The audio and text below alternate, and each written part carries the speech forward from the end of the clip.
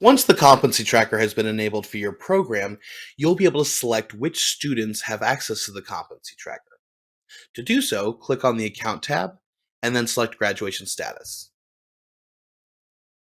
Once the page loads, you'll see a list of your students, as well as a new column that will indicate if the competency tracker has been enabled for that student. Currently, all the students in this program do not have it enabled.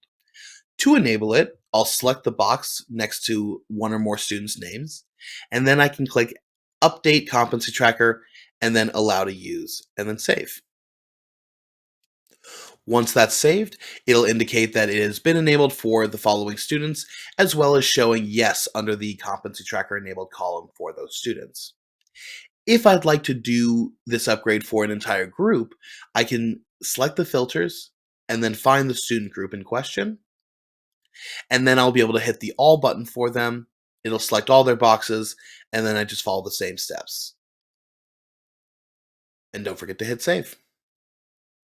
Once it saves, again, it'll indicate that it's been enabled, as well as showing Competency Tracker enabled yes under the column.